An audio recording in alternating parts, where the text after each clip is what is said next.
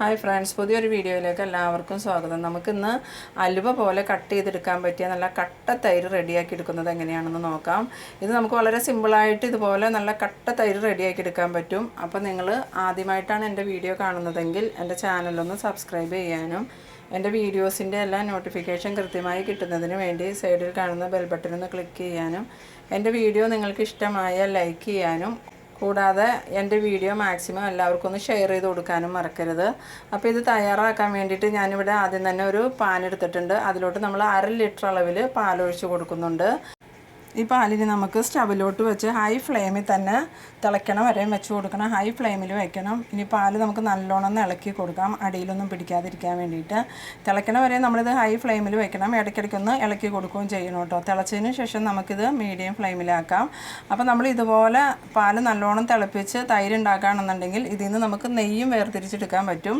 ഇനിയിപ്പോൾ ഇതിൻ്റെ പാട എടുത്ത് നിങ്ങൾക്ക് ഒഴിക്കുകയാണെന്നുണ്ടെങ്കിലും നെയ്യ് പെട്ടെന്ന് റെഡിയാക്കി എടുക്കാൻ പറ്റും കേട്ടോ. അപ്പോൾ നമ്മളുടെ പാലിപ്പോൾ ഇവിടെ തിളച്ച് വന്നു തുടങ്ങിയിട്ടുണ്ട്. നല്ലോണം തിളച്ച് പൊങ്ങിയതിന് ശേഷം നമുക്കിതൊരു ലോ ഫ്ലെയിമിലാക്കി വെക്കണം.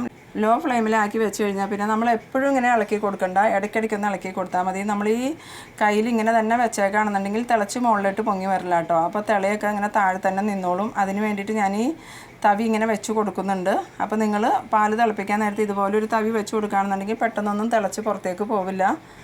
അപ്പോൾ നമ്മളുടെ പാല് കുറച്ചിങ്ങനെ വറ്റി വന്ന് തുടങ്ങി കേട്ടോ. ഇത് നമ്മൾ ലോ ഫ്ലെയിമിൽ വെച്ച് ഒരു 10-15 മിനിറ്റോളം ഇതുപോലെ ഇങ്ങനെ ഇടയ്ക്കിടയ്ക്ക് ഇളക്കി കൊടുത്താൽ മതി.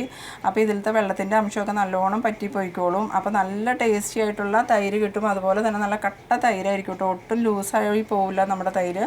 നല്ല കട്ടയായിട്ടുള്ള തൈര് കിട്ടും. അതുപോലെ നമുക്ക് അലുവാ കഷ്ണം മുറിച്ചെടുക്കണ പോലെ മുറിച്ചെടുക്കാൻ പറ്റും. നല്ല ടേസ്റ്റി ആയിട്ടുള്ള തൈര് കിട്ടും. അപ്പോൾ നമ്മളുടെ പാൽ അത്യാവശ്യം ഒന്ന് കുറുകി വന്നു തുടങ്ങിയിട്ടുണ്ട്. ഇനി നമുക്ക് ലോ ഫ്ലെയിമിൽ തന്നെ കുറച്ച് സമയം കൂടി ഇങ്ങനെ ഇളക്കി കൊടുത്തുകൊണ്ടിരിക്കാം. ഇടയ്ക്കിടയ്ക്ക് ഇളക്കി കൊടുത്താൽ മതി, ഫുൾ ടൈം ഇളക്കി കൊടുക്കണമെന്നൊന്നുമില്ല. അപ്പോൾ നമ്മൾ ലോ ഫ്ലെയിമിലായതുകൊണ്ട് തന്നെ പെട്ടെന്നൊന്നും തിളച്ച് പോകില്ല കേട്ടോ. ഇപ്പോൾ നമ്മളുടെ പാല് അത്യാവശ്യം നല്ലോണം തന്നെ കുറുകി വന്നിട്ടുണ്ട്. ഈ ഒരു പാകത്തിൽ മതിയാവും. അപ്പോൾ നമ്മളുടെ പാലിലെ വെള്ളത്തിൻ്റെ അംശമൊക്കെ നല്ലോണം പറ്റി കിട്ടും കേട്ടോ. ഇനി നമുക്ക് സ്റ്റവ് ഓഫ് ചെയ്യാം. സ്റ്റവ് ഓഫ് ചെയ്തതിന് ശേഷം കുറച്ച് സമയം ഇതുപോലെ ഒന്ന് ഇളക്കി കൊടുക്കാം കേട്ടോ. അതിൻ്റെ പാട കെട്ടാതിരിക്കാനാണ് നമ്മൾ ഇതുപോലെ ഇളക്കി കൊടുക്കുന്നത്.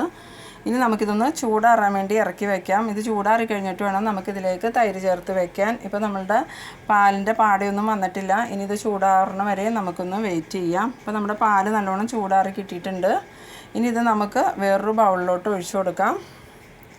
പാലിൻ്റെ ചൂടൊക്കെ പോയിട്ടുണ്ട് കേട്ടോ, നല്ലോണം തണുത്തു. ഇനി ഒരു ചില്ലിൻ്റെ ബൗളെടുത്ത് നമുക്കിതിലേക്ക് ഒഴിച്ചു കൊടുക്കാം. നമ്മൾ തൈര് ഉണ്ടാക്കാൻ വേണ്ടി എപ്പോഴും ചില്ലിൻ്റെ പാത്രം എടുക്കണം കേട്ടോ. ചില്ലിൻ്റെ ഭരണിയോ അങ്ങനെയുള്ള എന്തെങ്കിലുമാണ് എടുക്കാവുള്ളൂ, പ്ലാസ്റ്റിക് പാത്രം എടുക്കരുത്. ഇനി ഇതിലേക്ക് നമുക്ക് കുറച്ച് ഉറക്കി വേണ്ടി 2 സ്പൂണോളം തൈര് ഒഴിച്ചു കൊടുക്കാം.